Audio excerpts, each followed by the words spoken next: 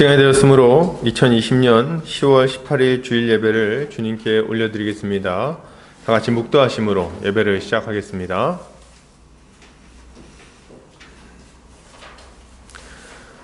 하나님은 영이시니 예배하는 자가 영과 진리로 예배할지니라.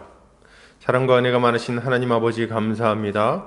오늘도 사랑하는 우리 보금자리 교회 형제 자매들 모여서 함께 주님을 예배하고자 합니다. 지금 이 자리 가운데 좌정하셔서 우리 예배를 받아주시고 하늘을 여시고 우리의 심령에 하늘의 은혜를 부어 주시옵소서. 이제 예배를 시작하는 시간입니다. 마치는 시간까지 함께하여 주시기 원하오며 예수 그리스도의 이름 받들어 기도 올려드립니다. 아멘. 찬송가 2장 찬송 드리겠습니다.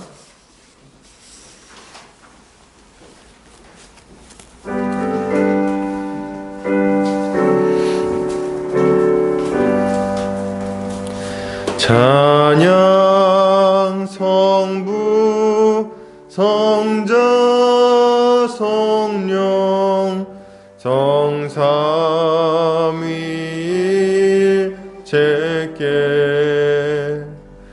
영원 무궁하기까지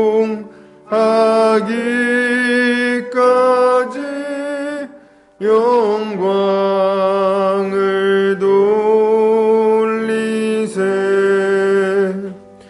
영광을 돌리세.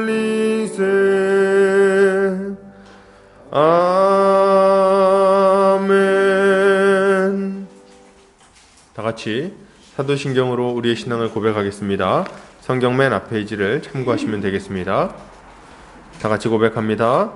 전능하사 천지를 만드신 하나님 아버지를 내가 믿사오며 그 외아들 우리 주 예수 그리스도를 믿사오니 이는 성령으로 잉태하사 동정녀 마리아에게 나시고 본디오 빌라도에게 고난을 받으사 십자가에 못 박혀 죽으시고 장사한 지 사흘 만에 죽은 자 가운데서 다시 살아나시며 하늘에 오르사 전능하신 하나님 우편에 앉아 계시다가 저리로서 산 자와 죽은 자를 심판하러 오시리라.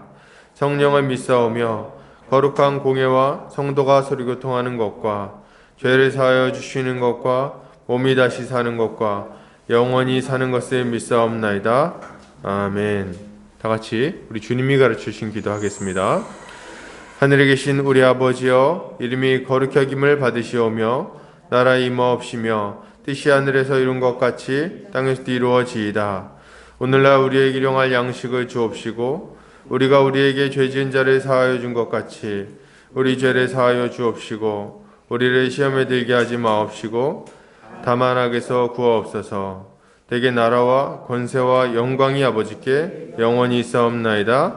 아멘. 이 시간 한 주간 우리의 삶을 돌아보면서 우리의 죄를 주님께 회개하는 시간 갖겠습니다. 우리가 주님의 말씀에 불순종했던 것들, 그리고 또 이웃에게 상처를 주고 또 죄를 범했던 일들 주님 앞에 고백하고 자주의 은총을 구하도록 하겠습니다. 다 같이 기도하겠습니다. 사랑의 주님, 오늘도 이렇게 주님 앞에 나와 이렇게 예배하게 해주시니 감사와 찬양을 올려드립니다. 주님, 우리 한 주간의 삶을 돌아볼 때에 주님 앞에 서기에 참 부끄러운 모습이 있음을 이 시간 고백합니다. 주님, 우리의 말로, 우리의 주님 눈빛으로, 우리의 손으로, 우리의 발로, 우리의 마음으로 주님 앞에 범죄하고 또 이웃에게 상처 주었음을 이 시간 고백하오니 주의 아버지 모든 잘못한 것들을 예수 십자가 보혈로 씻어 주시옵소서. 주님 아버지, 죄에서 씻음받아 의로운 자가 되었음에도 불구하고 여전히 옛사람의 습관을 따라 욕심을 따라 탐욕을 따라 그렇게 완악하게 나 자신만을 위해 살았던 모습이 있었다면 주님 아버지, 이제 바꾸기를 원합니다. 이제 거룩한 자, 의로운 자가 되어 하나님을 따라 예수 그리스도에 따라 살아가는 자가 되었으니 이제 그 죄에서 벗어나 의로운 삶을 살아가기를 힘쓰게 하여 주시고 그럴 수 있도록 이 시간 보혈의 능력으로 정결케 하여 주시옵소서. 주의 은혜를 간절히 구합니다. 예수 십자가 보혈의 능력이 우리를 우리의 모든 죄에서 완전히 깨끗하게 해주실 것임을 믿습니다. 감사드리며 예수 그리스도 이름 받들어 기도드립니다. 아멘. 이 시간 우리 찬송가 386장입니다. 찬송가 386장 찬송 올려드리겠습니다.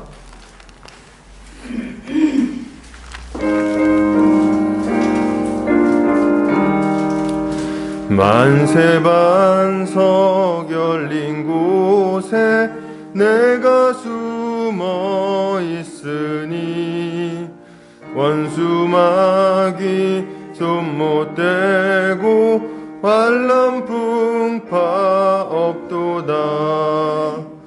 만세반석 열린 곳에 내가 편히 쉬리니 나의 반석 구주 예수 나를 숨겨 주소서.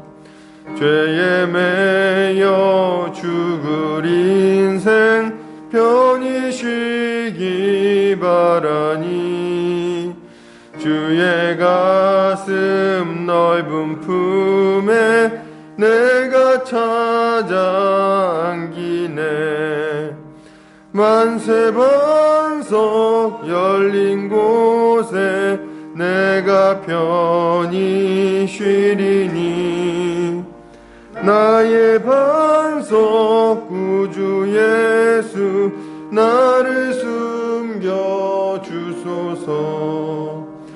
이 땅 위에 평안 없고 기쁜 일을 몰라도 주 예수의 참 사랑을 내가 이제 알았네. 만세반석 열린 곳에 내가 편히 쉬리니 나의 반석 구주 예수 나를 숨겨 주소서. 험한 풍파 지나도록 순풍으로도 우사 평화로운 피난처에 길이 살게 하소서. 만세반석 열린 곳에 내가 편히 쉬리니 나의 반석 구주 예수 나를 숨겨 주소서. 아멘. 이 시간 우리 대표에서 백인 성도님 나오셔서 기도해 주시겠습니다.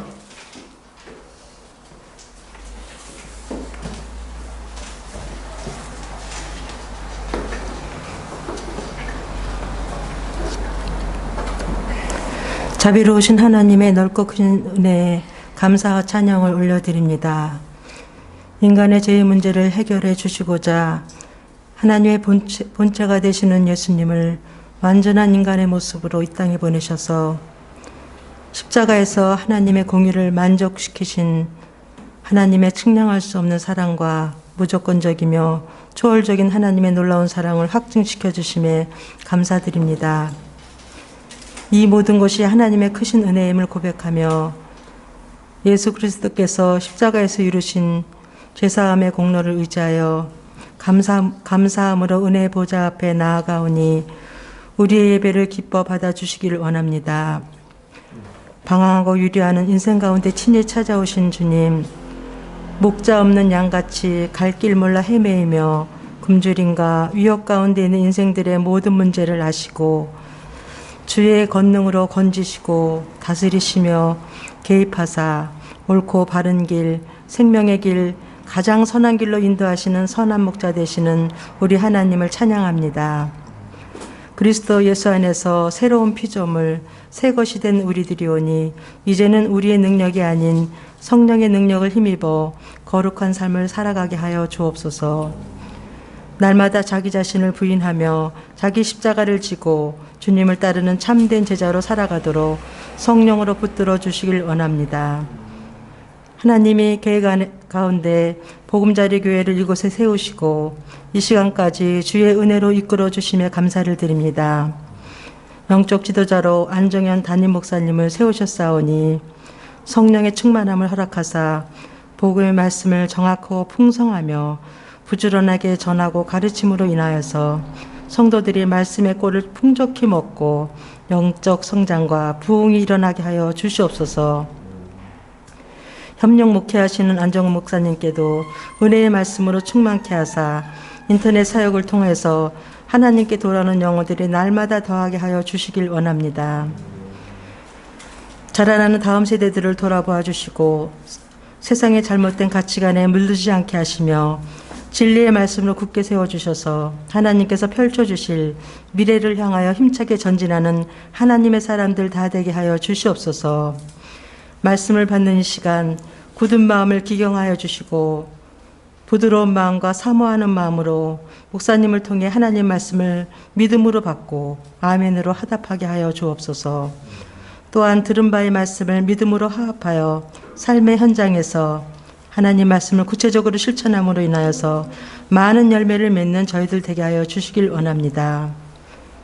감사드렸고 예배의 시종을 성령님께 의탁드리오며 우리의 주가 되시며 우리의 하나님이 되시는 예수 그리스도의 이름으로 기도드립니다. 아멘.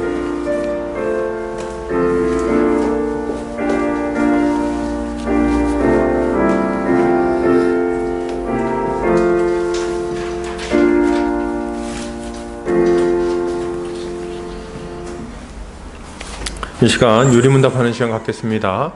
주보 오른쪽 면을 참고해 주시면 되겠습니다. 제가 질문하고 함께 답변하겠습니다. 백신문 제8계명에서 하나님이 금하시는 것은 무엇입니까? 하나님께서는 단지 법률로 금지되어 있는 공공연한 도둑질과 강도짓만을 금하신 것이 아닙니다. 하나님의 눈에 비치는 도둑질이란 비록 그것이 겉으로는 합법적으로 보일지라도 실제로는 이웃을 속이는 모든 행위, 즉 저울과 자와 되를 속이는 일, 사기, 위조, 폭리 또는 하나님이 금지한 기타 모든 수단들이 포함됩니다. 그뿐만 아니라 하나님께서는 모든 탐욕과 자신의 은사들을 무분별하게 낭비하는 모든 일들을 금하십니다. 111문 이 계명에서 하나님은 당신에게 무엇을 요구하십니까? 내 이웃의 유익을 위하여 최선을 다하고 다른 사람들이 내게 해주기를 바라는 대로 남들을 대하며 가난한 사람들을 도울 수 있도록 열심히 일하는 것입니다. 아멘. 광고 보겠습니다. 보금자리 교회 오신 성도님들 주님 이름으로 환영합니다.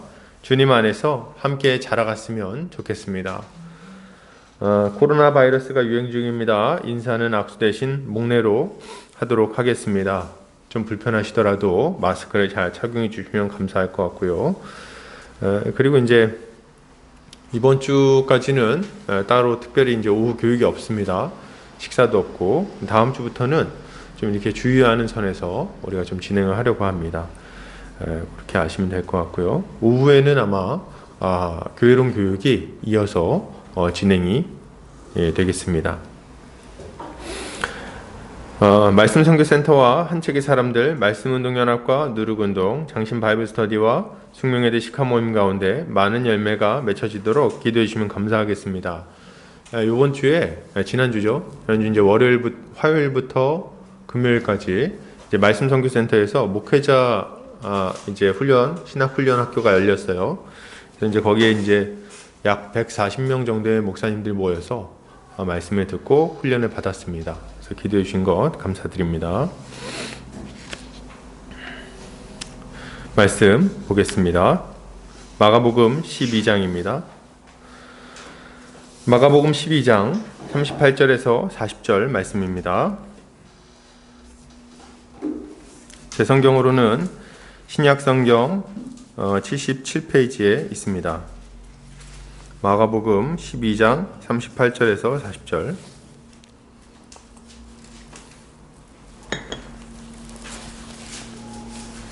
세 절밖에 안 되니까요. 우리 한 목소리로 같이 읽도록 하겠습니다. 자, 시작. 예수께서 가르치실 때에 이르시되 시장에서 문안받는 것과 회당의 높은 자리와 잔치의 윗자리를 원하는 서기관들을 삼가라. 그들은 과부의 가산을 삼키며 외식으로 길게 기도하는 자니 그 받는 판결이 더욱 중하리라 하시니라. 아멘. 마가복음 12장 38절에서 40절까지 거짓 믿음을 본받지 마라 라는 제목으로 같이 말씀을 나누겠습니다. 여러분, 우리가 이 신앙생활을 하다가 보면 여러 가지 어려움을 겪습니다. 그리고 처음부터 끝까지 믿음을 잘 지켜서 좋은 열매를 맺으면 좋겠는데 그렇지 못한 경우도 생각보다 많이 있는 것 같아요. 그러니까 믿음을 잃어버리는 경우가 생길 수 있다는 겁니다. 우리가 이거 굉장히 주의해야 됩니다. 우리가 이 땅에서 한번 예수 믿으면 절대로 구원에서 떨어지지 않아. 맞는 말이에요. 맞는 말이지만 실제 현상적으로는 예수를 믿은 것처럼 보이는데 중간에 믿음을 잃어서 예수를 떠나는 경우가 현상적으로 나타날 수 있다는 거예요. 한번 생각해 보시기 바랍니다. 중고등부 때부터 신앙생활 하신 분들 어떻습니까? 중고등부 때부터 같이 신앙생활 했던 친구들 다 옆에 계신가요? 꼭 그렇지 않다는 걸 금방 알 수 있을 겁니다. 제가 이제 꼭 이렇게 설교를 시작하면 김이 막 서려가지고 이렇게 좀 코스크를 좀 하겠습니다. 죄송합니다.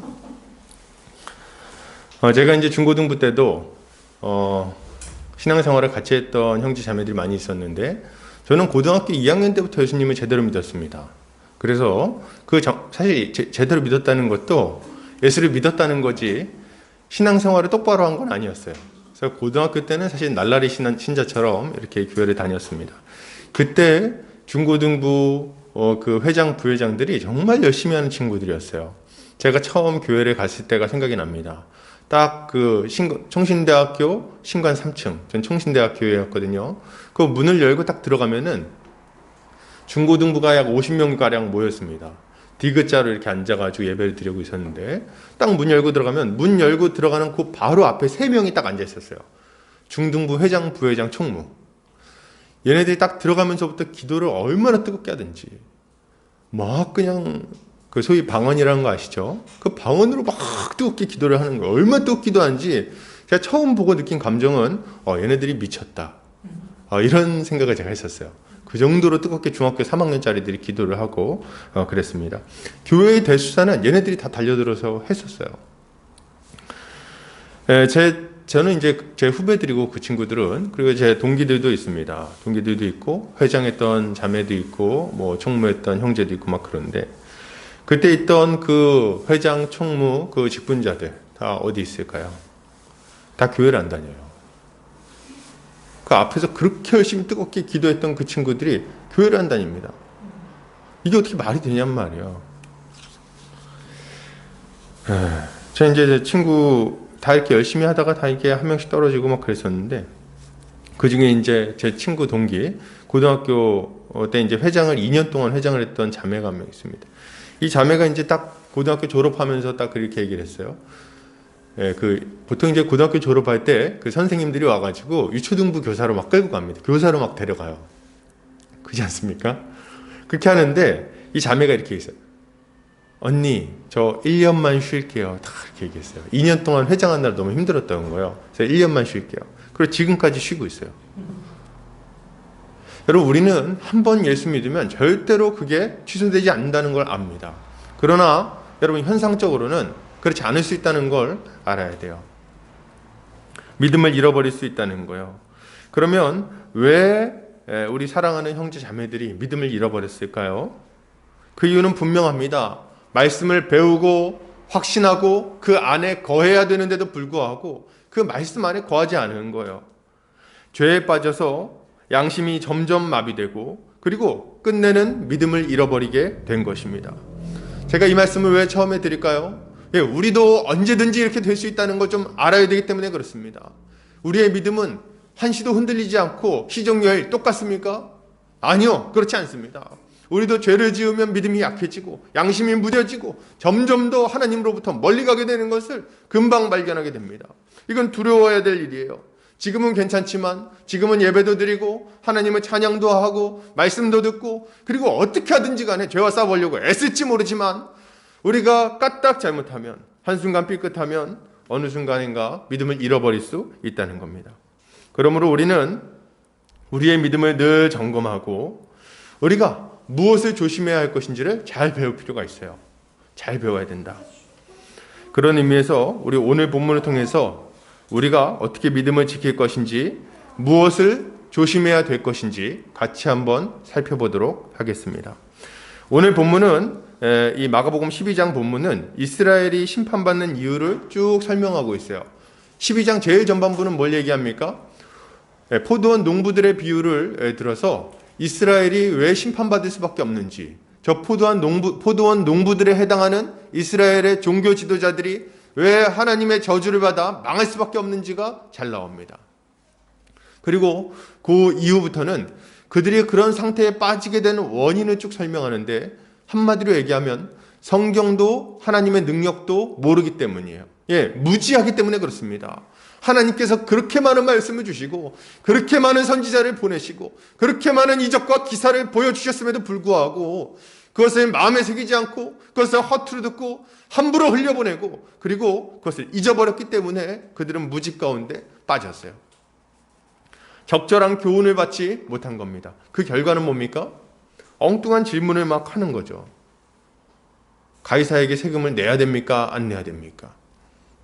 부활이 있습니까? 없습니까? 율법 중에 제일 큰 계명이 도대체 뭡니까? 예수님 물어보세요. 너무 하도 어이가 없으니까 물어보세요. 야, 니네 메시아는 누군지 아니? 물어보세요. 압니까? 모릅니까? 모르더라 이거예요. 모르더라. 도무지 모릅니다. 모르니 어때요? 모르니 마음대로 완악하게 막 살아가는 겁니다. 이들은 이 땅의 것을 추구하고 자기의 유익을 위하여 온갖 종류의 죄를, 하나님의 율법을 범하는 일을 거리낌없이 막 행합니다. 그게 이들의 모습인 거예요. 그리고 그들의 이런 모습이 가장 잘 드러나는 것이 어디입니까? 38절부터 40절까지의 모습인 거예요. 여러분, 오늘 본문은 결국 이 이스라엘 백성들, 그 종교 지도자들의 무지가 결국 어떤 삶의 모습으로 나타나는지를 보여주고 그것을 주의하라고 경고하는 본문이라고 보실 수 있겠습니다. 자, 오늘 보세요. 예수께서 38절에 말합니다. 38절 39절. 예수께서 가르치실 때 이르시되 긴 옷을 입고 다니는 것과 시장에서 문안받는 것과 회당의 높은 자리와 잔치의 윗자리를 원하는 서기관들을 삼가라, 이렇게 얘기해요. 삼가라. 그걸 조심해라, 이렇게 얘기하는 거예요. 여기서 삼가라는 이 말은 원어를 보면 주의하라, 조심하라, 경계하라 이런 의미를 가지고 있어요. 그러니까 마치 굉장히 위험한 어떤 것을 두고 야, 너 그거 진짜 조심해야 돼. 거기 잘못하면, 까딱 잘못하면 넘어질 수 있으니까 가까이 가지도 마. 아이들 데리고 저희 동물원 같은 데 가면 무서운 맹수 우리 근처에 가면 뭐라 그럽니까?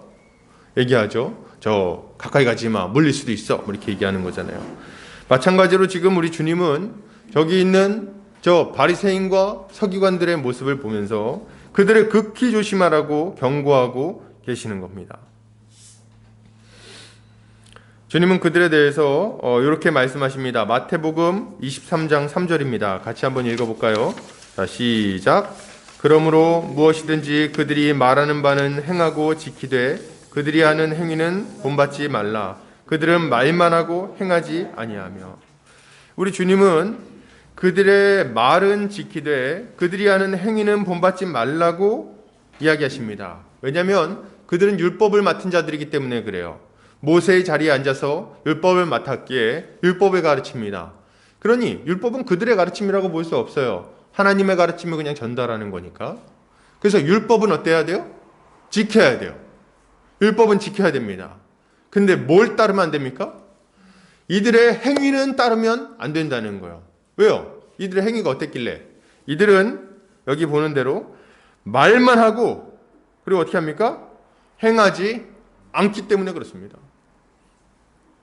자기들이 가르치는 게 옳은데 옳은 걸 가르치면서 그것을 따라가지 않으니까 잘못된 삶을 살고 있다는 거 아닙니까?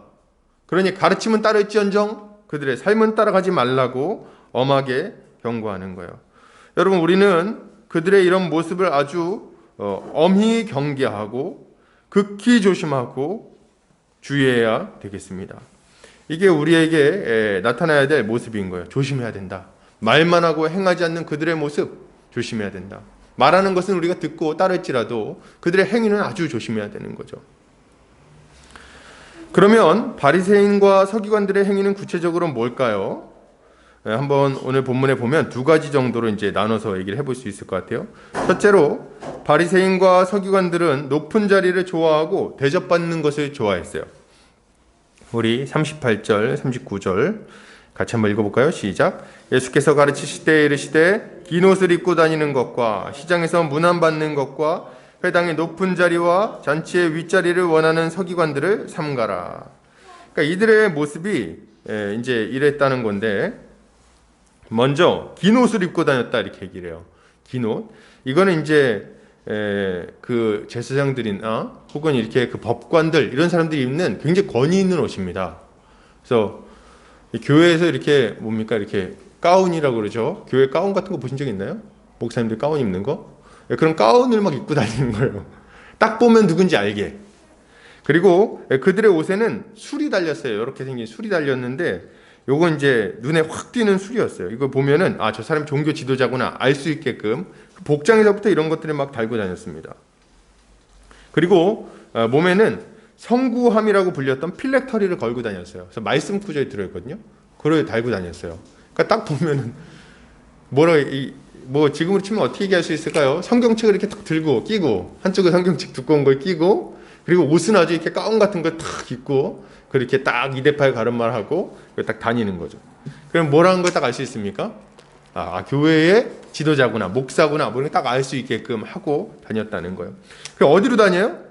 그렇게 하고선 시장 가운데로 막 다닙니다.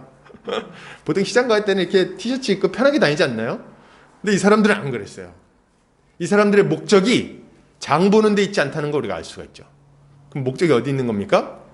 이들은 요렇게 입고 나서 시장 가운데로 가는데 시장에 사거리가 이렇게 있잖아요. 장터 가려면 사거리가 있습니다. 그 사거리 한가운데 가가지고 기도를 하는 거예요. 거기서. 왜 집도 아니고 거기서 기도합니까?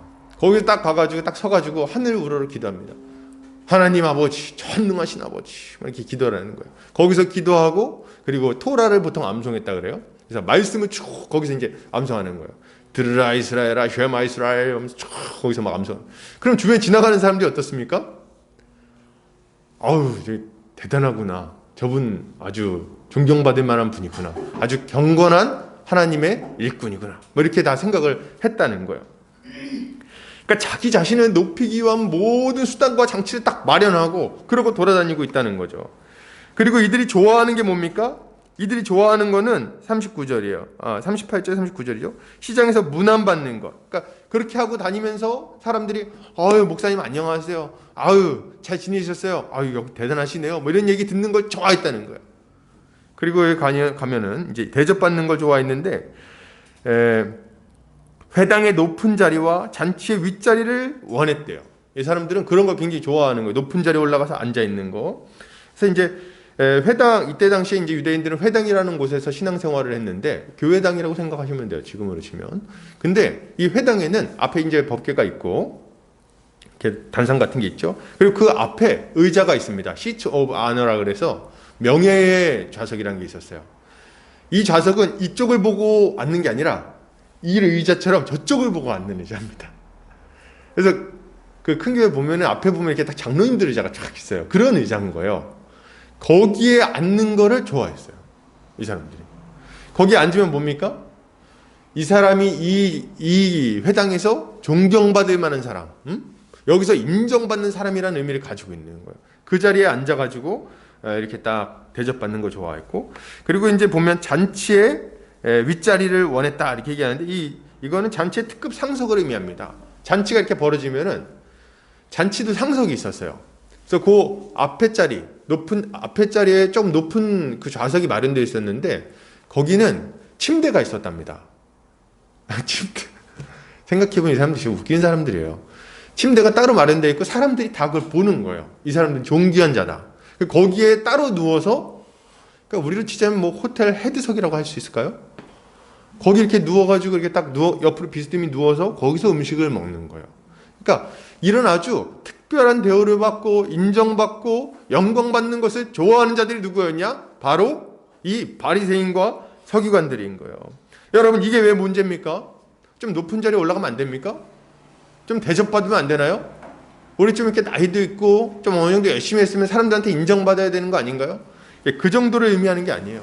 지금 이들은 하나님께 돌려야 할 영광을, 하나님이 받으셔야만 할 영광을 자신의 것으로 탈취하고 있는 모습을 보여주고 있는 겁니다. 특히나 오늘 본문에 보면, 이 12장 본문을 보면 하나님의 뜻이 무엇인지가 굉장히 분명하게 나오는데, 하나님의 뜻은 뭡니까? 첫 번째로 하나님을 사랑하는 것. 둘째로 뭡니까? 이웃을 사랑하는 것. 하나님을 사랑하고 이웃을 사랑해야 되는 거예요. 바꿔서 얘기해 볼까요? 오직 하나님만을 섬기고 하나님께만, 그분께 합당한 영광을 올려 드려야 되는 거예요. 이것이 하나님을 사랑하는 모습인데 이들은 그렇지 않았죠. 이들은 자기의 영광을 위해서 일했고 자기의 유익을 위해서 말씀을 읽었고 자기 자신을 위해서 이런 자리를 찾아다닌 겁니다. 둘째로 하나님이 원하시는 건 뭡니까? 이웃사랑이에요. 근데 이들은 이웃사랑이 있어서도 완전히 실패한 자들입니다. 왜요? 높은 자리에 올라가서 대접받고자 하는 자들이 어떻게 이웃사랑을 행할 수 있겠습니까? 여러분, 예수님을 한번 생각해 보세요. 우리 주님은 어떤 분이십니까? 영광의 왕이십니다. 예, 영광의 하나님의 본체라 그랬어요. 그럼에도 불구하고 자기를 비워 낮추시고 죄인과 같이 되셔서 우리 모든 사람을 살리기 위하여 자기 목숨을 십자가에 내어주셨습니다. 예, 이것이 그분이 우리에게 행하신 사랑의 모습이고 섬김의 모습이었던 거예요. 그분은 낮은 자리에서 겸손히 섬기셨어요. 제자들의 발을 닦아주셨습니다. 그들을 일으켜 세우기 위하여 기꺼이 어려운 자리, 가난한 자리, 죄인들의 자리로 내려가셨다는 거예요. 그런데 이들은 그 정반대로 행하고 있으니 어떻게 하나님의 뜻대로 이웃을 사랑한다고 말할 수 있겠습니까? 여러분, 높은 자리에 있으면 낮은 자리에 있는 사람들이 안 보입니다. 응? 낮은 자리에서 고생하고 있는 사람들이 얼마나 땀을 흘리는지, 거기서 무슨 고생을 하고 있는지, 거기서 무슨 마음고생을 하는지 높은 자리에 있으면 보이지 않는 거예요. 그걸 보기 위해서는 어디로 가야 됩니까? 낮은 자리로 가야 되는 거예요. 발 지저분한 걸 보려면, 이웃의 발을 씻어주려면 그 옆에 가서 그 발 더러운 걸 엎드려서 봐야 볼 수 있지, 높은 자리에 올라가 서서 그걸 어떻게 볼 수 있겠냐는 거예요. 여러분, 이들은 그런 의미에서 하나님의 명령에 완전히 불순종한 자라고 말할 수 있는 거예요. 여러분, 잠언은 이렇게 얘기합니다. 잠언 21장 4절 같이 한번 읽어볼까요? 자, 시작. 눈이 높은 것과 마음이 교만한 것과 악인이 형통한 것은 다 죄니라. 이렇게 얘기하고 있어요. 주보 뒷면을 보시면 참고할 수 있습니다. 누가복음에서도 이렇게 얘기하십니다. 같이 한번 읽어볼까요? 시작. 예수께서 이르시되 너희는 사람 앞에서 스스로 옳다 하는 자들이나 너희 마음을 하나님께서 아시나니 사람 중에 높임을 받는 그것은 하나님 앞에 미움받는 것이니라. 여러분, 사람 앞에 높임을 받는 것은 하나님 앞에 미움받는 것임을 아셔야 됩니다. 사람들한테 칭찬받고 사람들한테 높임받는 것은 하나님께 받을 칭찬을 이미 받았기에 아무 칭찬도 없게 되는 것임을 아셔야 되는 거예요.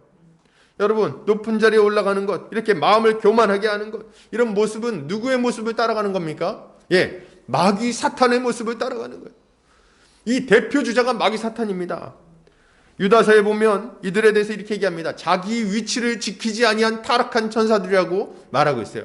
예, 천사들은 섬기는 위치에 있었어야 됩니다. 하나님께 영광 돌리고 하나님을 높이고 하나님을 섬기는 일을 감당했어야 되는 거예요. 그런데 이들은 그 자리를 지키지 않고 자기가 스스로 영광을 취하고자 하여 하나님께 심판받았음을 기억하시기 바랍니다. 여러분, 아담과 하와는 어떻습니까? 자기의 위치를 지키지 않았어요. 모든 피조물 중에 높이 들어서 모든 피조물을 다스리는 왕의 지위를 주셨음에도 불구하고, 그 대리통치자의 지위를 주셨음에도 불구하고 자신의 위치에 만족하지 않고 하나님같이 되고 싶은 마음으로 자기 위치를 벗어나죠. 하나님의 명령을 어기죠. 여러분, 우리가 높은 자리에 올라가길 원하는 것, 그리고 스스로 영광받기를 원하는 것, 이것은 이 큰 죄의 흐름과 같은 맥락이 있다는 걸 아셔야 됩니다. 하나님께서 이것을 극히 경계하시고 그에 대해서 우리에게 경고하신다는 것을 아셔야 되는 거예요. 둘째로 이들의 모습을 좀 살펴볼까요? 자, 우리 둘째로 39절에 보니까 40절 같이 한번 읽겠습니다. 시작. 그들은 과부의 가산을 삼키며 외식으로 길게 기도하는 자니 그 받는 판결이 더욱 중하리라 하시니라. 과부의 가산을 삼켰다 이렇게 얘기를 합니다. 아니 무슨 서기관들이 과부의 가산을 어떻게 삼키지? 이런 의문이 들 수 있어요. 이 상황을 좀 이해해야 됩니다. 서기관들, 바리새인들 이 사람들은 율법 교사입니다. 율법을 가르치는 자들이에요. 율법을 가르치기도 하고 그것을 할 수 있도록 이렇게 도와주기도 하는 자들입니다. 그러니까 법과 관련된 일을 하는 사람들이라는 거예요. 근데 과부는 남편이 죽은 사람이죠. 남편이 죽고 나면 그 재산이 이제 자기에게 옵니다. 근데 이 재산을 처리해야 될 거 아니에요. 그죠? 상속도 받아야 되고 그걸 가지고 이렇게 여러 가지 뭐 등록도 해야 되고 할 거 아닙니까? 이걸 누가 했냐? 서기관이 했습니다. 서기관들이 이걸 받아가지고 대리로 이걸 해준 거예요. 근데 이때 당시에 이 서기관 놈들이, 이 나쁜 놈들이 진짜 나쁜 놈들이에요. 무슨 짓을 했는지 아십니까? 과부들의 그 정말 가난한 사람들 아닙니까? 이제 먹고 살기가 굉장히 어려워지거든요. 이때 당시 여자들은 먹고 살 수가 없어요. 제대로 일을 할 수 있는 그런 상황이 아니었기 때문에 그 유산으로 이제 근근히 살면서 이제 삭바느질하고 이렇게 살아야 되는데 그 재산을 이제 자기들이 이제 그걸 받아가지고 처리를 해줘야 되는데 그걸 가지고 얘네들이 법을 하니까 자기들 마음대로 이거 착복하는 거예요. 그래서 그거 빼돌립니다. 그래서 과부에게 실제로 갈 수 있는 재산이 100이었다면 한 40, 50밖에 못 가게 30 정도밖에 못 가게 하고 나머지 자기가 가져가 버리는 거예요. 더 심각한 건 얘네들이 법을 담당하는 율법교사 아닙니까? 그러다 보니까 시비를 못 거는 거예요. 지금으로 치면 판사가 우리 돈을 떼간 거예요. 그러니 과부는 얼마나 억울합니까? 얼마나 억울해요. 그런 짓을 지금 여기서 막 하고 있는 거예요. 정말 기가 막힌 일이 막 벌어지고 있는 겁니다. 여러분, 이들의 문제는 두 가지라고 말할 수 있는데 첫째로는 돈을 사랑했어요. 돈을 사랑했어. 돈을 사랑하는 것은 그들이 탐욕스럽다는 걸 보여주는 겁니다. 다른 말로 하면 탐심을 확실하게 보여주는 거예요. 돈을 사랑하는 것이. 이들의 탐심은 결국 그들이 자기 자신을 숭배하는, 자기 자신을 위해서 살아가는 우상 숭배자임을 분명하게 보여주는 겁니다. 하나님을 사랑한다고요? 돈을 사랑하는 자가 어떻게 하나님을 사랑합니까? 하나님과 물질 둘 중에 한 주인만 섬길 수 있다고 우리 주님이 분명하게 얘기하지 않으십니까? 디모데전서 6장 10절 같이 한번 읽어보겠습니다. 자, 시작. 돈을 사랑함이 일만하게 뿌리가 되나니 이것에 탐내는 자들은 미혹을 받아 믿음에서 떠나 많은 근심으로써 자기를 질렀도다 얘기하잖아요. 돈을 사랑하는데 어떻게 하나님을 사랑할 수 있겠습니까? 여러분, 돈을 사랑하니 하나님을 사랑할 수도 없고 우상을 자기 자신을 위해 살아가야 되니까, 그리고 이웃을 사랑하는 것도 불가능합니다. 이웃에게 뭘 좀 이렇게 사랑을 행하려면, 이웃을 사랑하려면 우리에게 필요한 게 있어요. 뭐가 요구됩니까? 첫 번째로 돈을 써야 돼요. 이웃을 사랑하는데 돈 안 쓰는 게 가능합니까? 어려워요. 밥이라도 살려면 돈이 써야지. 그리고 뭘 써야 됩니까? 시간을 써야 돼요. 돈과 시간을 사용하지 않는데 이웃을 사랑하기가 어렵다는 거예요. 근데 이들은 돈을 사랑했어. 그러니까 하나님을 사랑하지도 않았을 뿐만 아니라 이웃도 사랑하지 않은 거죠. 여러분, 돈을 사랑하는 것은 하나님의 말씀을 떠나게 되는 아주 주요한 이유임을 아시기 바랍니다. 돈을 사랑하는 것이 믿음을 잃어버리게 만드는 굉장히 주요한 이유라는 걸 우리가 좀 경고를 받아야 돼요. 여러분, 가룟 유다를 한번 기억하시기 바랍니다. 예수님을 얼마에 팔아넘깁니까? 은삼십에 팔아넘겼어요. 그는 돈꾀를 맡은 자였습니다. 예수님을 따라다니면서 회계를 담당했던 자예요. 그런데 이 사람은 돈을 너무너무 사랑해가지고 그 돈꾀에 있는 것을 계속해서 착복합니다. 꺼내서 쓰고 꺼내서 쓰고. 그게 아주 맛이 들렸어요. 돈을 훔쳐가는 도둑질을 그렇게 하다가 결국에는 이 돈 때문에 예수님을 뭐 금30도 아니에요. 금30도 아니야. 얼마에 팔아넘깁니까? 은30에 예수를 팔아넘기는 아주 말도 안 되는 행위를 해버리는 거예요. 여러분, 제가 근데 이게 어떻게 은30에 예수님 파냐? 예수님 가치를 너무 낮게 본 거 아니야? 이런 생각도 했었는데 우리가 그러고 있다는 거예요. 여러분, 우리가 예수님이 우리가 버릴 때, 믿음을 버릴 때, 예수님을 멀리하고 세상의 욕심을 쫓아갈 때, 우리가 이게 딱 요거 얻으면은 더 유익할 거야 하고 쫓아가는 그 유익이, 예수님을 그렇게 쉽게 버리게 만드는 그 유익이 은삼십보다 더 가치가 있습니까? 여러분, 그렇지 않다는 거예요. 아주 얄팍한 유익, 아주 몇 가지 안 되는 그냥 즐거움, 이런 것들. 그런 것 때문에 예수님을 아무렇지도 않게 팔아버린다는 거예요. 가룟 유다를 욕할 게 없어요. 가룟 유다나 우리나 뭐가 차이가 있습니까? 그 짧고 순간적인 쾌락 때문에 우리 주님을 막 버리지 않습니까? 여러분, 돈을 사랑하는 것이 우리 하나님의 말씀을 떠나게 만드는 주요한 이유입니다. 여러분, 더 끔찍한 건 뭐냐면 이들이 거룩한 척을 했다는 거예요. 더 끔찍한 건 거예요. 거룩한 척을 했다. 괜찮은 척을 했다는 거예요. 여러분, 죄를 범하면 어떻게 해야 돼요, 여러분? 죄를 범하면 회개해야 될 거 아닙니까? 회개해야지. 몸에 똥이 묻었으면 이 똥을 어떻게 해야 됩니까? 묻히고 돌아다닙니까? 똥이 막 묻었으니까 아이 더러운 거 보이면 어떡하지? 잠바를 입어야겠다. 이렇게 합니까? 그건 되게 어리석은 일이잖아요. 그 냄새는 어떻게 감출 겁니까? 여러분, 근데 말이죠, 이들이 그런 짓을 하고 있다는 거예요. 이렇게 악한 짓을 했는데도 불구하고 자신이 괜찮은 것처럼 숨기고 있는 거예요. 그런 이 문제를 해결할 방도는 없습니다. 우리 주님이 뭐라 그러세요? 병든 자에게는 의사가 쓸 때 있고, 건강한 자에게는 의사가 쓸 때 없다 얘기하시잖아요. 예, 자기가 병들었음을 인정하고 하나님 앞에 회개하고 나와야, 내가 이런 큰 죄를 범했으니 주님, 십자가의 보혈의 공로가 필요합니다. 제 죄를 용서해 주십시오. 저를 불쌍히 여겨주십시오. 이렇게 하고 나와야 우리 주님의 그 십자가 공로가, 그 능력이, 그 보혈을 깨끗게 하는 그 능력이 우리의 죄를 씻어주실 거 아닙니까? 그리고 우리의 마음을 새롭게 하고 다시금 주님께 나가게 만들 거잖아요. 그런데 지금 그걸 하지 않고 있다는 거예요. 이들이 지금 어떻게 합니까? 숨겨. 괜찮은 척하는 거예요. 거룩한 척해. 여전히 시체오브 안에 앉아가지고 그 자리에서 사람들을 가르치고 있다는 거예요. 이런 아주 황당한 일이 벌어지고 있습니다. 우리 주님이 이들에 대해서 아주 엄중하게 경고합니다. 오늘 본문은 마태복음 23장에 똑같은 본문을 더 자세히 설명하고 있어요. 마태복음 23장 25절에서 27절, 이 주보 뒷면 참고하시면 돼요. 같이 한번 읽어보겠습니다. 시작. 화 있을 진저 외식하는 서기관들과 바리새인들이여, 장과 대접의 겉은 깨끗이 하되 그 안에는 탐욕과 방탕으로 가득하게 하는도다. 눈먼 바리새인이여, 너희는 먼저 안을 깨끗하게 하라. 그리하면 겉도 깨끗하리라. 화 있을 진저 외식하는 서기관들과 바리새인들이여, 회칠한 무덤 같으니 겉으로는 아름답게 보이나 그 안에는 죽은 사람의 뼈와 모든 더러운 것이 가득하도다.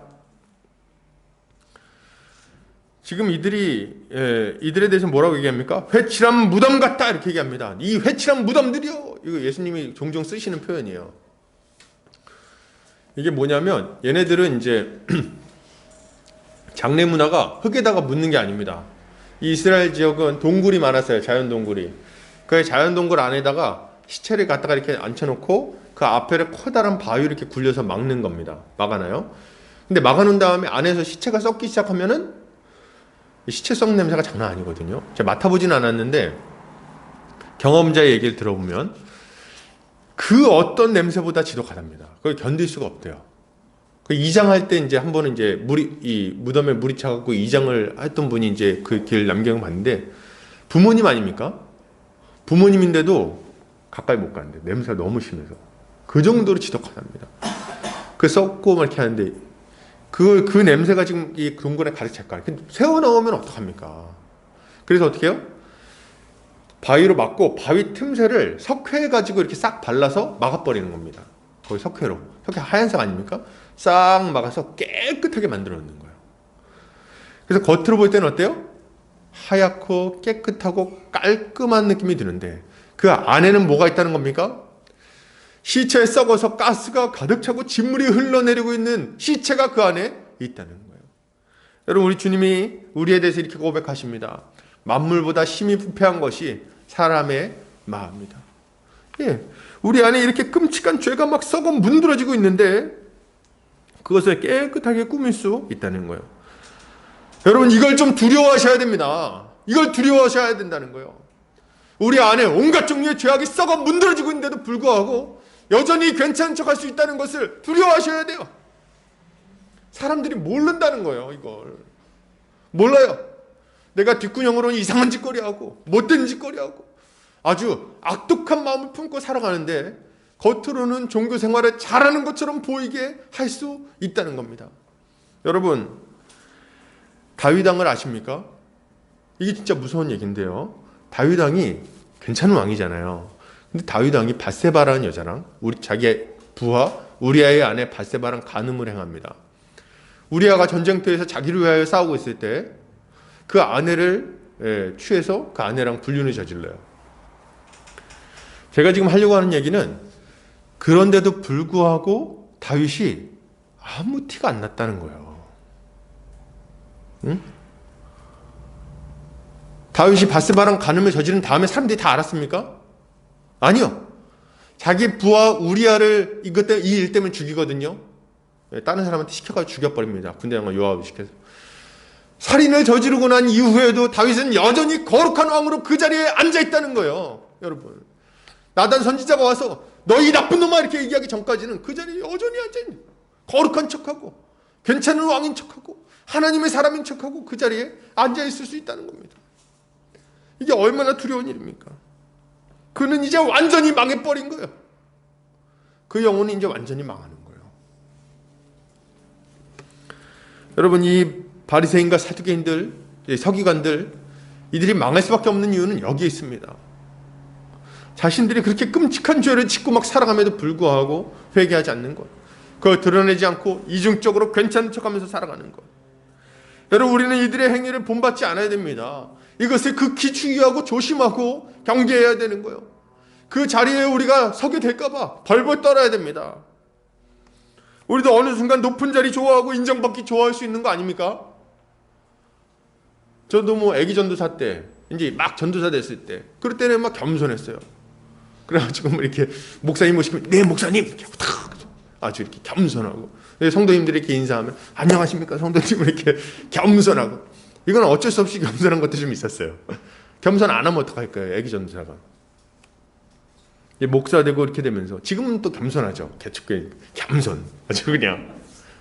근데 나중에 제가 교회가 커지고, 그리고 막 사람이 한 몇백 명 되고, 응? 다 막 목사님 이렇게 하면은, 그럼 어떨까요? 그래도 지금 마음을 지키기가 쉬울까요?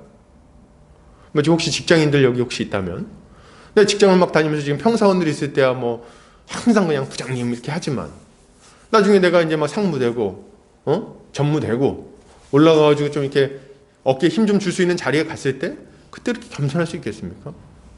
여러분, 우리의 마음이 이렇게 강하지 않다는 걸 아셔야 돼요. 우리 금방 흔들릴 수 있는 자들이에요.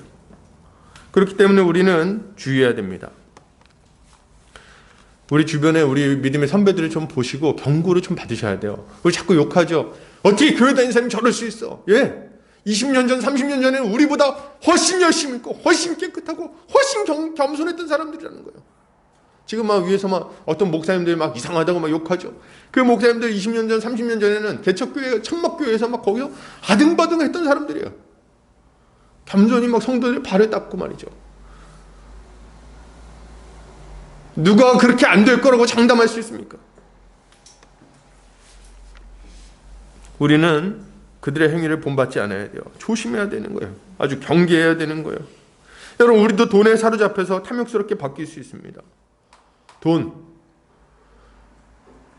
돈만큼 무서운 게 어디 있습니까?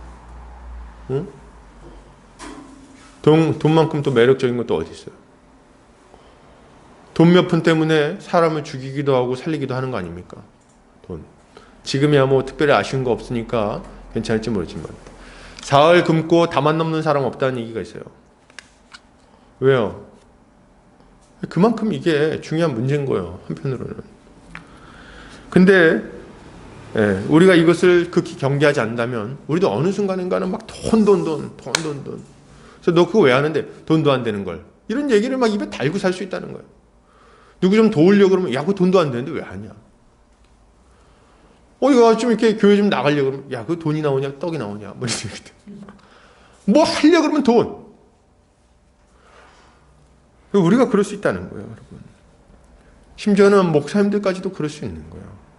저도 막 그럴 수 있겠죠. 돈, 그냥. 몇 명이냐, 이렇게. 응? 돈, 이렇게 막. 이렇게 할지도 모르지. 정신 차려야 되는 거예요, 정신 차려야 돼. 누가 여기서 안전할 수 있겠습니까? 여러분, 우리도 이중적인 신앙생활 할 수 있어요. 교회에서는 어때요? 교회에서는 아주 깨끗한 척하고, 자기 자신을 아주 그냥 잘 가리고, 괜찮은 사람인 척 하지만, 집에 가서는 그냥 폭력을 휘두르고, 회사 가서는 아주 갑질을 하고, 이런 못된 짓을 할 수 있다는 거예요. 여러분, 이걸 기억하시기 바랍니다. 우리는요, 진짜 쉽게 물드는 사람들이에요. 금방 물듭니다. 그 분위기 속에 쑥 물들어가지고 금방 그런 걸 배워요. 욕하면서 배운다는 얘기 있지 않습니까? 그죠? 욕하면서 배우죠. 그래서 그 가정폭력의 피해자들이 가정폭력의 가해자가 되는 경우가 많습니다. 왜요? 그 욕하면서 배우는 거예요. 우리도 마찬가지. 우리가 여기 나오는 이 예수님이 바리새인과 서기관들을 삼가라, 극히 주의하고 조심하고 경계해라 이렇게 얘기하는 이유는 뭐냐면 그들을 욕하면서 우리가 똑같은 모습을 가질 수 있기 때문에 그렇습니다. 우리 교회를 보면서 우리가 교회의 잘못된 모습들을 반성하고 그걸 바꾸기를 바라고 기도하고 분투하는 삶을 살아야 되는 건 맞지만 마치 나는 아무 상관이 없는 것처럼 생각한다면 그것도 조심해야 될 문제예요.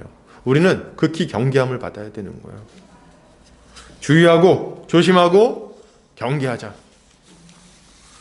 여러분, 만약 계속해서 그런 삶을 살아간다면 어떻게 될까요? 이 바리새인과 서기관들의 삶을 살아간다면 어떻게 될까요? 그들의 행위를 본받으면 결코 하나님의 심판을 피할 수 없습니다, 여러분. 결코 하나님의 심판을 피할 수 없는 거예요. 어떤 분들은 막 얘기합니다. 아유, 그래도 하나님 사랑의 하나님이신데 괜찮지 않을까? 회개하면 용서해 주시겠지. 여러분, 하나님은 죄에 대해서 분개하십니다. 아주 분개하세요. 그리고 그걸 결코 그냥 넘어가는 법이 없습니다. 여러분, 우리 예수님 굉장히 온유하신 분이시죠? 맞습니까? 아멘. 예수님 막 거친 분인가요? 아니죠. 온유하고 사랑이 많은 분이세요. 그분보다 온유한 분이 없습니다. 마태복음 23장 33절 한번 읽어보겠습니다. 시작. 뱀들아, 독사의 새끼들아, 너희가 어떻게 지옥의 판결을 피하겠느냐? 이 예수께서 지금 이렇게 행하는 바리새인과 서기관들을 보고 하신 말씀이에요. 이 뱀들아, 이 독사의 새끼들아, 너희가 어떻게 지옥의 판결을 피하겠느냐? 너희가 스스로 아브라함의 자손이라고 하고, 아브라함이 내 조상이라고 말하고 우리는 괜찮다고 말하지만 너희는 결코 하나님의 심판을 피할 수 없을 거다. 경고하시잖아요. 이거를요, 세례요한이 한 얘기가 아니에요. 이걸 예수님이 직접 얘기하신 말씀이십니다. 여러분, 하나님은 죄에 대해서 결코 그냥 넘어가지 않으십니다. 우리 조나단 에드워즈 목사님이 이렇게 얘기하셨어요. 설교를 했는데 진노하는 하나님의 손 아래 놓인 비참한 죄인이라는 설교에서 이렇게 얘기합니다. 우리의 상태. 여러분은 하나님이 여러분을 사랑하셔서 여러분을 심판하지 않을 거라고 확신하시죠. 그러나 진실을 말씀드리겠습니다. 실상 여러분은 하나님의 심판을 받지 않을 이유가 한 가지도 없습니다. 지금 여러분은 진노하는 하나님의 손 아래 놓인 아주 징그러운 벌레에 불과합니다. 여러분, 불 위에서 지금 놓여져 있고 하나님이 마음을 바꾸시면 언제든지 지옥 불 속에 떨어질 수밖에 없다는 걸 기억하시기 바랍니다. 여러분의 발은 지금 미끄러운 이 판 위에 있고 순식간에 절벽 아래로 굴러떨어질 수밖에 없다는 걸 알아야 됩니다. 여러분의 상태가 얼마나 비참한지 아셔야 됩니다. 하나님의 칼은 높이 들렸고 위에서 번쩍번쩍거리고 있습니다. 한순간에 내려쳐져서 여러분의 목을 자를지 모릅니다. 진노의 그 큰 가마솥이 기울어져서 조금 있으면 그 안에서 뜨거운 기름이 부어지고 여러분을 완전히 태워버릴 것인데 여러분 지금 그 아래에 있습니다. 이런 설교를 막 하셨어요. 여러분, 저는 아주 정확한 표현이라고 생각합니다. 여러분, 하나님이 우리를 심판하지 않을 이유가 도대체 어디 있습니까? 하나님 그 엄중한 진노가 우리 위에 있다는 걸 알아야 돼요. 이렇게 악을 범하는데도 불구하고 하나님이 심판하지 않는다고요? 괜찮다고 생각하신다고요? 그렇게 거짓을 말하고 그렇게 완악하게 행동하고 그렇게 이웃을 속이고 그렇게 살아가는데 괜찮다고요? 아니요. 전혀 괜찮지 않습니다. 하나님이 지금 심판하지 않는 것은 하나님이 이걸 이해해주고 있기 때문에 그런 것이 아닙니다. 도리어 하나님이 오래 참으시면서 회개할 기회를 주고 계신 거예요. 오래 참으면서 그분의 긍휼만을 의지해서 우리가 오늘 하루를 살고 있다는 겁니다. 하나님의 긍휼이 바닥나면, 하나님의 인내가 바닥나면, 그러면 우리에게 그 무서운 진노가 쏟아진다는 것을 기억하셔야 되는 거예요. 로마서 2장 3절에서 5절 한번 같이 읽겠습니다. 시작. 이런 일을 행하는 자를 판단하고도 같은 일을 행하는 사람아, 내가 하나님의 심판에 피할 줄로 생각하느냐? 혹 내가 하나님의 인자하심이 너를 인도하여 회개하게 하심을 알지 못하여 그의 인자하심과 용납하심과 길이 참으심이 풍성함을 멸시하느냐? 다만 내 고집과 회개하지 아니한 마음을 따라 진노의 날 곧 하나님의 의로우신 심판이 나타나는 그날에 임할 진노를 내게 쌓는도다. 여러분, 하나님의 진노가 지금 가득 차오르고 있어요. 그리고 우리가 계속해서 회개하지 않고 이 이중적인 신앙생활을 하며 그 안에 온갖 종류의 더러운 것들을 품고 살아간다면, 그렇다면 하나님의 진노가 우리 위에 부어질 것입니다. 여러분, 우리는 이렇게 죄악에 물들어가면서도 스스로 합리화시킬 수 있다는 걸 알아야 돼요. 이게 무서운 거예요. 이런 얘기 하겠죠. 에이, 이 정도 죄를 안 진 사람 어디 있어? 에이, 이 정도는 괜찮아. 회개하면 되지. 하나님도 이해해 주실 거야. 여태 괜찮잖아. 시편 50편 16절에서 22절 같이 한번 읽겠습니다. 시작. 악인에게는 하나님이 이르시되 내가 어찌하여 내 율례를 전하며 내 언약을 내 입에 두느냐? 내가 교훈을 미워하고 내 말을 내 뒤로 던지며 도둑을 본즉 그와 연합하고 간음하는 자들과 동료가 되며 내 입을 악에게 내어주고 내 혀로 거짓을 꾸미며 앉아서 내 형제를 공박하며 내 어머니의 아들을 비방하는도다. 내가 이 일을 행하여도 내가 잠잠하였더니 내가 나를 너와 같은 줄로 생각하였도다. 그러나 내가 너를 책망하여 내 죄를 내 눈앞에 낱낱이 드러내리라 하시는도다. 하나님을 잊어버린 너희여, 이제 이를 생각하라. 그렇지 아니하면 내가 너희를 찢으리니 건질 자 없으리라.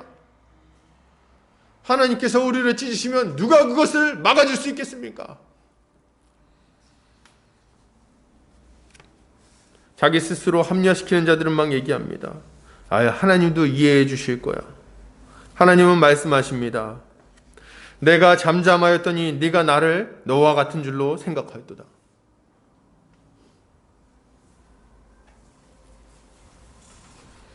여러분, 이런 죄악된 삶을 계속해서 살아가면 빠져나오기가 점점 더 힘들어집니다.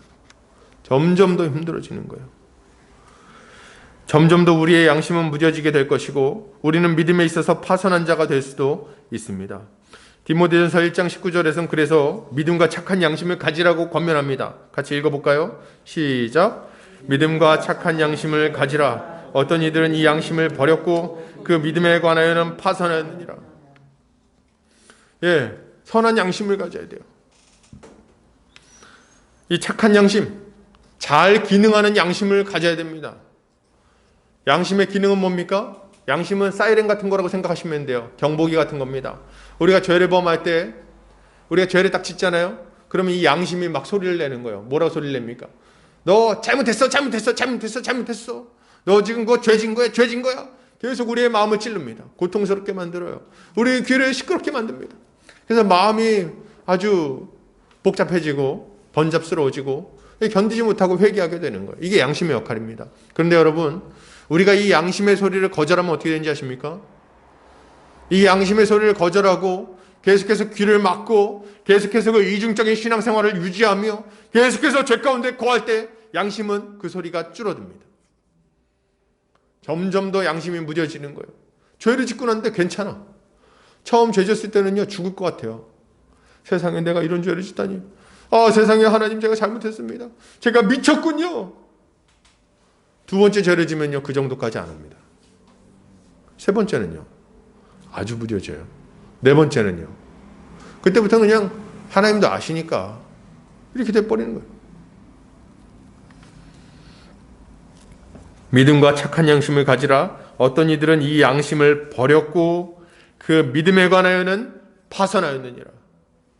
여러분, 이거 두려운 경고 아닙니까? 두려운 경고.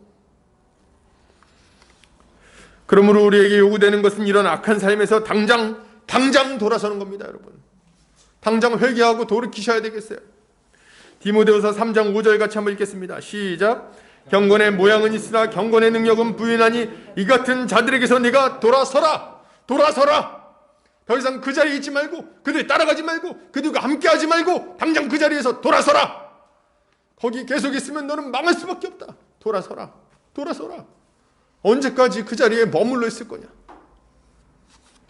여러분, 반복되는 죄 때문에 그게 좀 돌이키고 싶은데 계속 이 죄가 너무 막 우리의 마음을 막 그냥 유혹하고 좋게 만들어 왔고, 죄를 끊어내기 혹시 힘드십니까? 이 죄 때문에 막 하나님한테 기도하는데도 불구하고 잘 안 되나요? 로이드 존스 목사님이 20세기 최고의 설교자라고 불리는 로이드 존스 목사님이 이렇게 얘기하셨어요. 제가 한번 읽어드리겠습니다. 그 죄가 당신을 낙담시킵니까?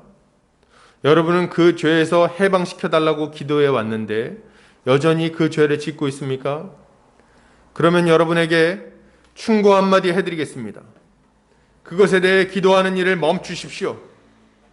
그보다는 여러분이 이제 죽게 될 것이며 그 후에 죽은 자 가운데서 부활하여 그리스도의 심판석 앞에 서게 될 것이고, 그분의 얼굴, 그분의 눈을 들여다보면서 그에 계신 그대로 보게 되리라는 것을 기억하십시오.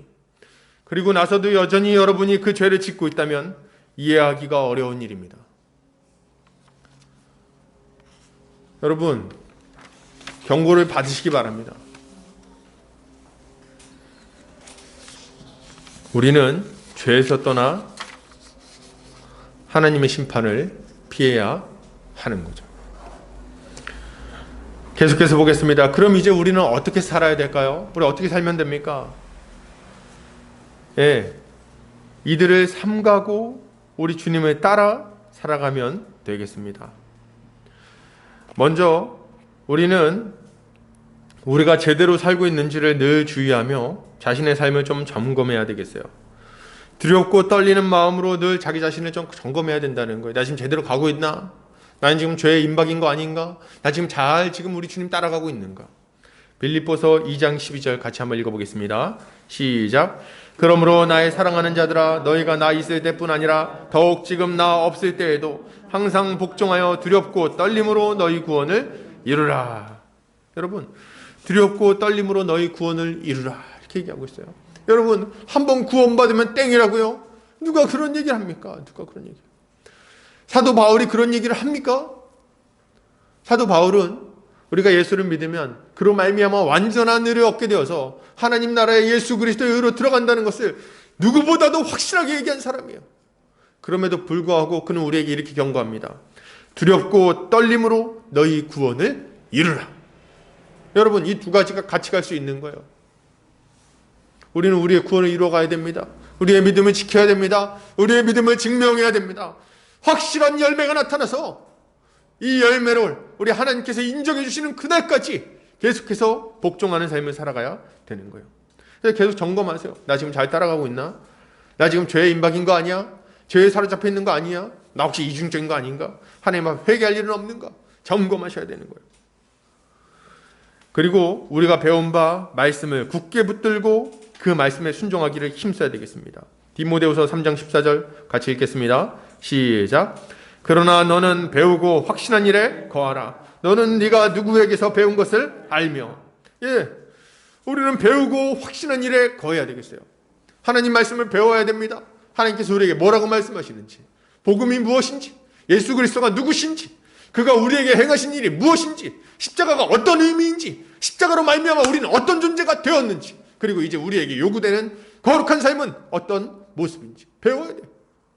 배우고 그 다음 어떻게 합니까? 확신하고, 이게 진리구나, 이거 외에 생명을 얻는 길이 없구나 확신하고, 그리고 어떻게 해야 됩니까? 그 가운데 그 말씀 안에 거해야 되는 거예요. 그 말씀 안에 완전히 자리 잡고 더 이상 벗어나지 않고, 누군가 나를 와서 밀어내려고 할 때 그 말씀의 자리를 빼앗기지 않고 그 자리에 서서 있어야 되는 거죠. 이게 우리에게 요구되는 것입니다. 우리는 표대 대신 그리스도를 향해서 계속해서 믿음의 경주를 해야 되겠습니다. 빌립보서 3장 13절 14절 같이 읽겠습니다. 시작. 형제들아, 나는 아직 내가 잡은 줄로 여기지 아니하고 오직 한 일, 즉 뒤에 있는 것은 잊어버리고 앞에 있는 것을 잡으려고 표대를 향하여 그리스도 예수 안에서 하나님이 위에서 부르신 부름의 상을 위하여 달려가노라. 달려가노라. 달려가노라. 여러분, 멈추지 않아야 되는 거예요.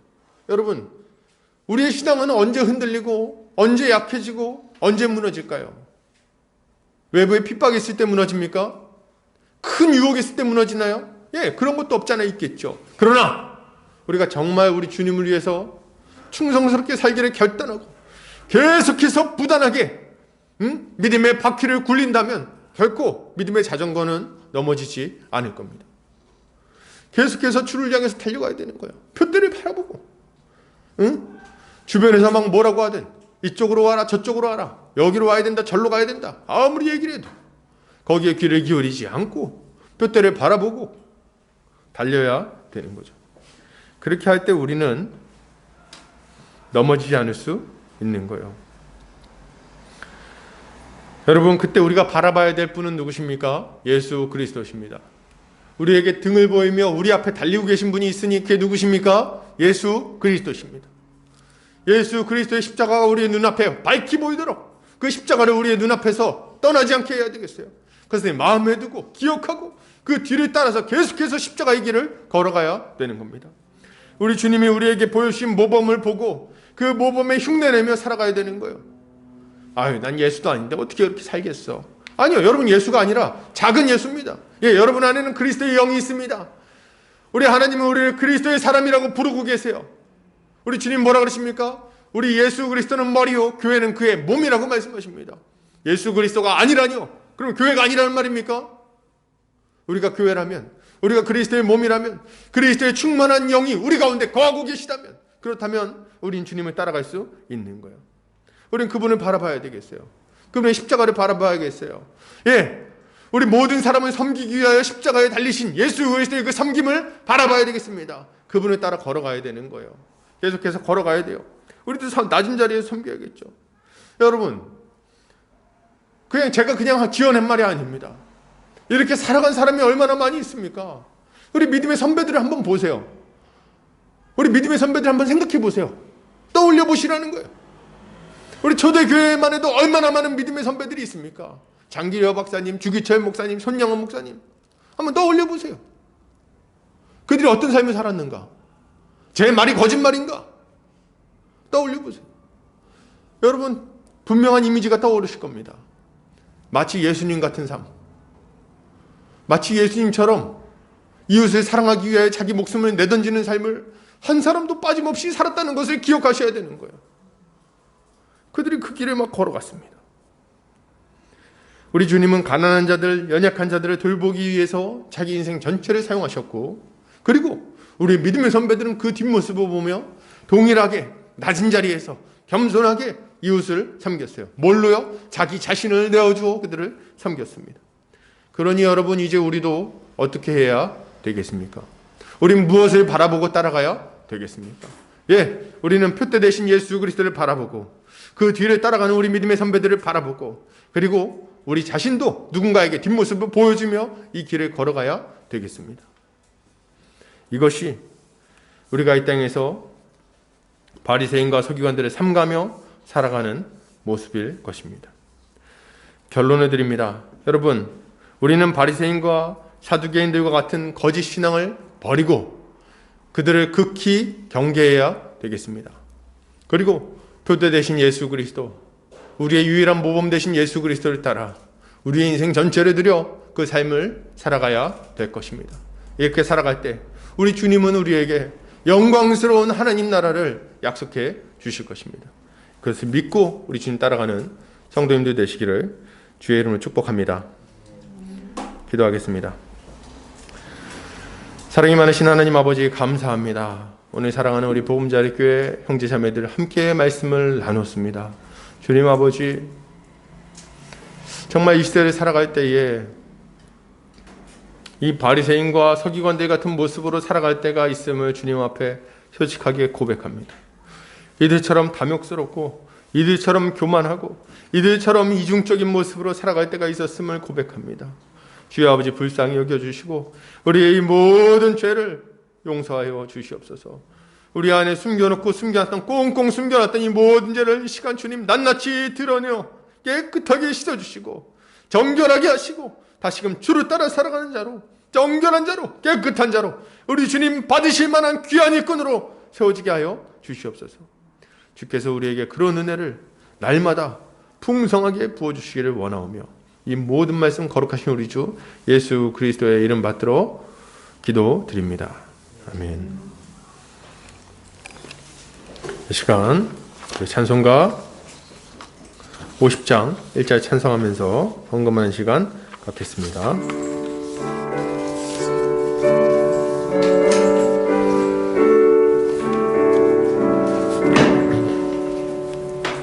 내게 있는 모든 것을 아낌없이 드리네. 사랑하고 의지하며 주만 따라 살리라. 주께 드리네. 주께 드리네. 사랑하는 구주 앞에 모두 드리네. 아멘. 기도합니다. 사랑과 은혜가 많으신 하나님 아버지 감사합니다. 우리의 마음과 우리의 물질과 우리의 인생 모든 것을 주님 앞에 올려드립니다. 주님 받으시고 주님 마음껏 사용하셔서 주의 몸된 교회가 건강하게 세워지게 하여 주시옵소서. 주님 우리 한평생 살아갈 때에 돈 때문에 울고 웃고 하지 않게 하시고 돈 때문에 주님 버리는 일 없도록 하시고 오직 주님이 주신 물질로 만족하고 자족하며 우리 주변에 있는 형제자매들을 힘있게 돕게 하여 주시옵소서. 주님 필요한 것을 채워주실 줄 믿습니다. 주님의 그 일용할 양식을 구합니다. 주님 그러나 넉넉히 채워주셔서 우리 주변에 있는 자들을 더 풍성하게 잘 돕게 하여 주시옵소서. 주님 우리 사랑하는 성도들 믿음을 위하여 기도합니다. 주여 아버지 우리 성도들 불쌍히 여겨 주시옵소서. 주님 아버지 그들의 믿음을 강하게 하여 주시옵소서. 죄에 임박이지 않게 하여 주시옵소서. 죄 때문에 주님 하나님 떠나는 자 없도록 주여 아버지 그들을 붙들어 주시고 그들의 양심을 살아나게 하시고 그들이 깨끗하게 예수 그리스도의 보혈로 씻어지게 하여 주시옵소서. 그래야 주를 따라 거룩한 삶을 살아가기를 다시금 열심내게 하여 주시옵소서. 주님 아버지 우리 사랑하는 성도들 가정을 돌보아 주시옵소서. 육신이 연약한 자들이 있습니다. 주여 아버지 육신이 연약한 자들 주님께서 건강을 회복시켜 주시고 건강한 몸으로 하나님을 예배할 수 있도록 치유의 역사를 허락하여 주시옵소서. 또한 아버지 간절히 바라기는 주님 그들의 영혼도 주님께서 붙들어 주셔서 그들이 믿지 않는 자들은 예수를 믿는 역사가 일어나게 하시고 믿는 자들은 그 예수 그리스도의 성령으로 말미암아 새롭게 되는 역사가 일어나게 하여 주시옵소서. 아버지 하나님 우리 사랑하는 어린 영혼들 위해서 기도합니다. 주님 그 어린 영혼들 주님께서 붙들어 주시고 어릴 때부터 예수 그리스도의 말씀으로 양육받아 다음 시대를 담당할 만한 하나님의 좋은 일꾼으로 다 자라나게 하여 주시옵소서. 그들의 심령의 말씀이 깊이 박히기를 원합니다. 주님께서 은혜 베풀어 주시옵소서. 이제는 예수 그리스도의 은혜와 하나님 아버지의 극진하신 사랑하심과 성령의 감화감동 교통인도 충만하신 은혜가 이제 바리새인과 서기관들과 같이 거짓된 신앙을 버리고 오직 예수 그리스도를 따라 거룩한 삶을 살아가기로 결단하는 모든 형제자매들 머리 위에 보금자리 교회 위에 이제로부터 영원까지 함께 있을지어다. 아멘.